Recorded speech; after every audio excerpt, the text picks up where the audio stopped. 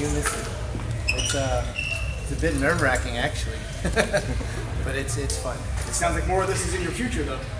Yeah, I'm looking to do some big things, and I'm bridging the gap between the wrestling community and MMA, and this is it's the two sports that I love, and for me to be involved in USA Wrestling and to develop the athletes in wrestling, and who knows, they might become MMA fighters.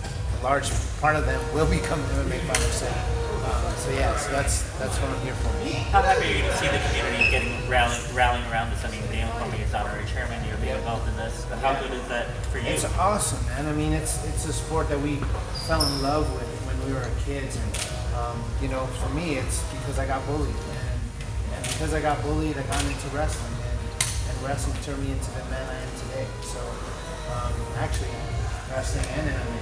So I got into MMA, and MMA is a large part of my life, and this is something I want to get back to and show kids, and show everybody that it's a great sport, and they need to get involved. What's the biggest challenge as you introduce it? I mean, what does it take to get kids involved these days?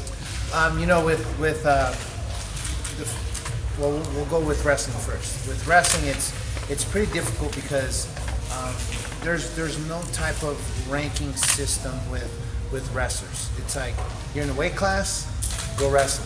There might be a kid that wrestled for 10 years, and there's a kid that wrestled for 1 year. And there's no type of filtering system to be able to retain them to stay in the sport. And so those kids, I'm going to get beat up like this all the time. I'm just going to leave the sport. So it's tough, man. And so I've been deemed the future Olympian program director now for USA Wrestling. And so now with that, I'm able to create a system where it increases retention, and liked wrestlers get to go with likability wrestlers, and so then they can fall in love with the sport and not hate it after a while. So that's one. And then MMA, parents aren't going to want their kid to be punched in the face. Let's be truthful about that. And so they got to learn the grappling art first, and learn how to strike and have position and protect themselves before they actually get in there and fight somebody. So they actually have hand creation tournaments for kids where it's not striking to the head, only to the body, and then there's submissions and there's takedowns as well on the ground. So being able to take these sports, wrestling, which is like MMA or wrestling, where it's combat sports, it doesn't have a good. People don't see it as like soccer, or volleyball or baseball, But this is, you actually can get hurt, And so, but it teaches you more about life than anything else. What other sport can teach you about where you're being held down by something, but you got to find a way to get out of it. That is so much like life.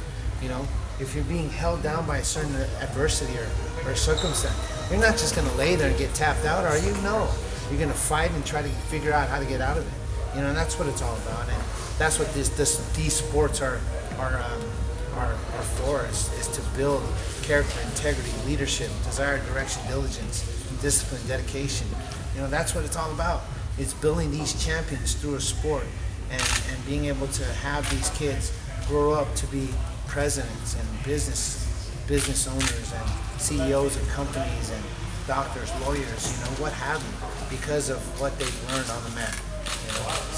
So I love doing it. I love being the spokesperson and talking about it, because I've lived it both in the octagon and also on the mat. So I know how both sides are. As an example of your program, can you tell us a little bit how your son's doing? Because I know he's doing quite well, and obviously Yes. it's a reflection of your program. Yes, my son is actually, we're getting ready to go to a world team trial in Akron, Ohio. I'm actually leaving tomorrow, so I couldn't do the media day tomorrow, so I came today, and so I get to take a team. I'm taking roughly about 22 kids over to Akron, Ohio to trial for a cadet world team in their age group. And if they make a world team, they get to travel the world and wrestle, And so it's pretty great. He quit soccer and baseball, which he was very good at, and he told me, he goes, "Dad, I want to get into wrestling." And I go, "What?" I said, why? You're successful in soccer and baseball. So let me give you a story. Let me give you a really quick story real quick. Okay, so in soccer, he made a World Cup, a national cup team, right? His team took second place, okay? And he comes back, he goes, Dad, I don't know if I want to play soccer anymore. I'm like, what? You're crazy. He gets drafted to this national baseball team where he batted 9 for 12, didn't make a single error in third base, and had like 10 RBIs. And like he's like, Dad, I don't want to play baseball. I'm like, what are you talking about? Hold on, let's chill on that. And then we go to a wrestling tournament called the Freak Show in Las Vegas. There's over 3,500 competitors that wrestle there, and he went 0-2. And he goes, Dad, I don't play soccer and baseball, I want to wrestle. What are you talking about? The two sports that you're successful in, you want to quit, you want to do wrestling. Why? He goes, because I love wrestling. I go, wow. Okay, if you love it, and I always taught my kids, have a passion for it, love what you do and do what you love. And so I said, if that's what you want to do, we're going to do it. And he goes, okay, we're going to do that. So he quit soccer and baseball. I said, what are your goals in wrestling? He goes, I want to get a full ride Division I scholarship. I said, okay, hold on. You're pushing your buttons here. There's only 72 schools that offer that offer scholarships. There's a very small percentage of those that give full ride scholarships. What makes you think out of the tens of thousands of kids that you train Munoz is going to get a full ride scholarship? Without batting an eye, he looks me dead in the face. He goes, well, I have you, Dad. That was 4 weeks before my last fight. And now you know why. That's why I decided to hang up the gloves or put the gloves down in the center of the octagon, because I want to be there for my kids. For 10 years, for 10 years of my life, I've been traveling the world and doing different things and being there for sponsors. But now it's my kid's turn, So he's 14 years old. I have a daughter that's 16, going to be 17, graduating next year, and I got to be there for him. So yeah, thank you for that question. I rambled on, but now I'm in the sport and I'm loving developing him. And hey, if he becomes an MMA fighter, watch out, man. You might have another Munoz inside the octagon. So yeah. And lastly, isn't he already ranked number 3 in the nation? Yeah, so he's ranked in the nation. And he's looking to make a world team now. So it's great. Mark, what has the last year been like for you? I mean, obviously we hear about athletes stepping away and they say, I kind of get that competitive edge back, that drive. Yeah. What's it been like for you? Oh man, it's been great.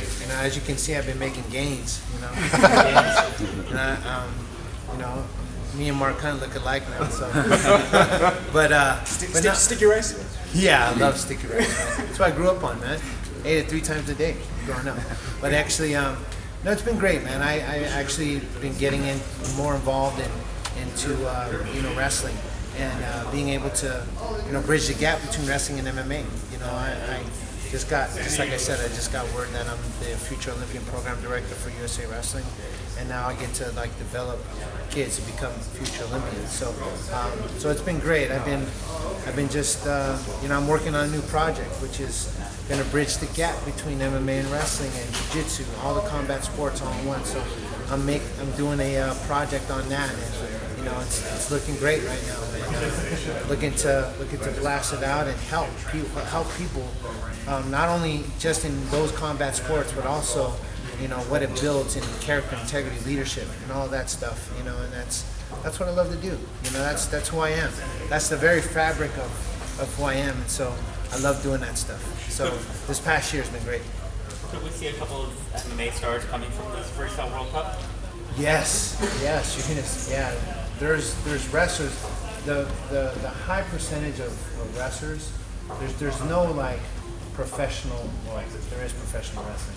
But it's not what you think it is. It's not fake. Not to say professional wrestling is fake, but I'm just saying.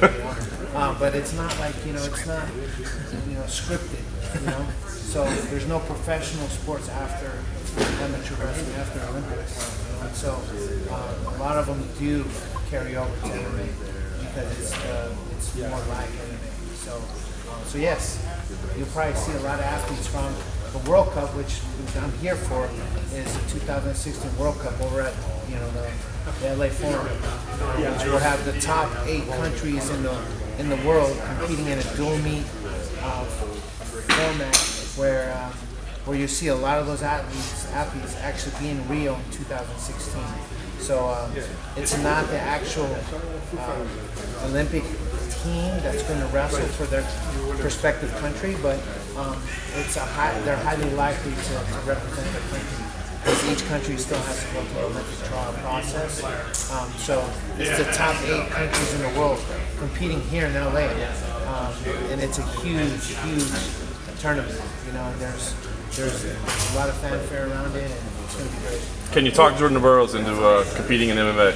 Actually, I'm really good friends with Jordan, so his mind is like, it's kind of teetering, but he's doing really good in wrestling, you know. So his competitive juices are there, you know. So I'm gonna try to.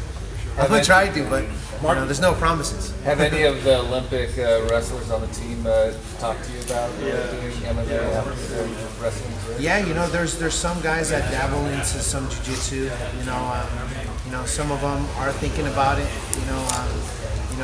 There's a lot of competitors like Terrell Galognin. You know, he's our heavy. You know, who's made a world team and Olympic team. He's been around it. You know, but he has no aspirations in doing it. But you know, he's got really good friends, and Jake Ellenberger and Joel Ellenberger and all those guys over in Omaha, where you know, they do MMA. So he's been around it his whole life, and you know, who knows?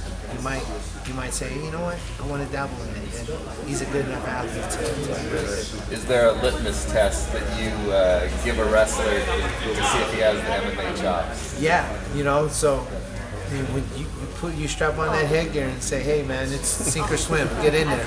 But no, I mean, pretty much every wrestler they're tough. They already have that mentality, you know. So all they got to learn now is know how to strike, you know, and just watch out for the submissions on the mat.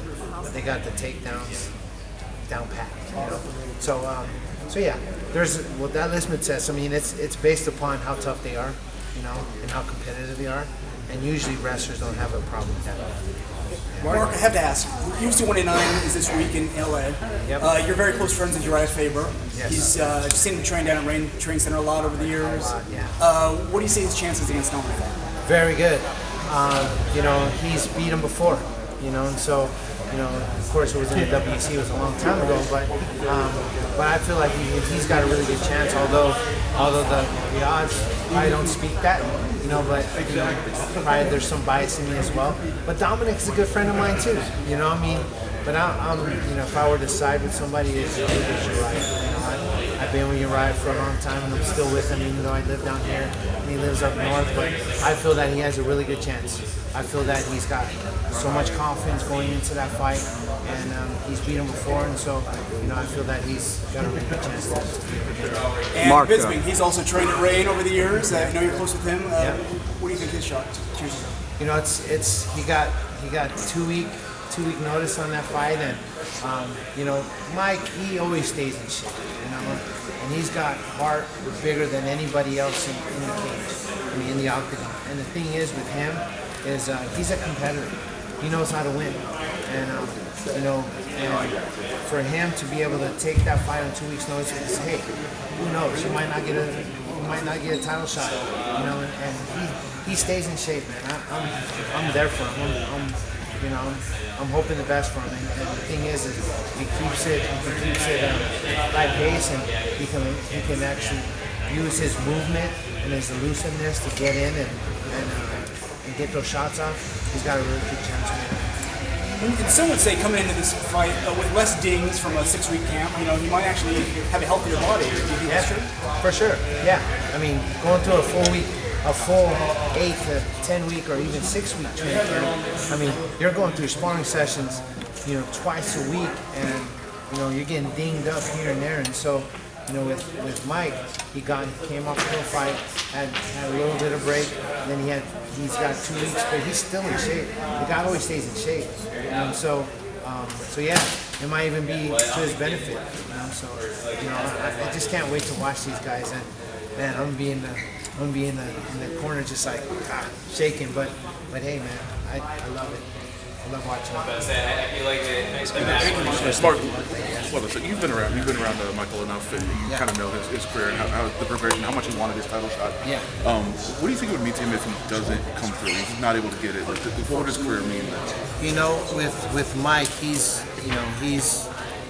this is a big shot for him. You know, it's a big thing for him, and for him to not get the win, it's going to be a big blow. You know, I know Mike, and I know how much he's wanted this, and it's going to be a big blow to him. But he's a man of resilience. You know, he can come back from utter despair. I mean, just look at his eye condition. You know, I mean, the guy came back from, you know, when guys don't even come back from that kind of thing. So he's a very resilient guy, and you know, I'm just, you know, pulling for him, and you know, I just know the person that he is. You know, he's gonna come back regardless, win or lose. You know, it doesn't define who he is, but you know, I think if he wins, great. If he loses, you know, he's just gotta make sure he does things right thereafter. You know, because you win, you learn, but you lose, you even learn even more. And so for him, he's gonna learn so much from that fight. Mark, who do you think's the best wrestler in UFC right now? Like pure wrestler. Best wrestler in UFC right now, Daniel Cormier. Yeah. Yeah, I mean, he's my boy. It's Daniel Cormier. I mean, he was an Olympian, and you know, you always see him throwing people up in the air and slamming them to the mat. So, you know, I would say Daniel Cormier for sure. Does that kind of give a testament to how good of a wrestler Jon Jones is? Actually, the fact that he could take down DC. Yeah, you know, I mean, you know, MMA and wrestling are totally two different sports. You know, I mean, you know, given like Jon Jones's reach, you know, Daniel's got to be able to get in to be able to get his hands on him. You know, and so, you know, Jon Jones is actually, he was a wrestler himself. He was getting recruited to go to Iowa State, but he decided to turn that down and go into MMA. You know, and so he understands the sport as well. He was able to train in striking and all the other sports, and he was able to do that stuff, and he's able to bridge the gap between the two. So for Jon Jones, yes, he's a very good wrestler, and he understands MMA wrestling. How do you see that matchup, the rematch going? I'm pulling for Cormier, man. Of course. Yeah, of course. You know, he's my guy. He's my man. He's been my training partner for a very long time. You know, and so you know, although I live down here and he lives up north, we trained together for a long time at Oklahoma State, and you know, he came down numerous times to train with me too. So you know, I'm pulling for him. Thank you, Mark. Hey, you're welcome.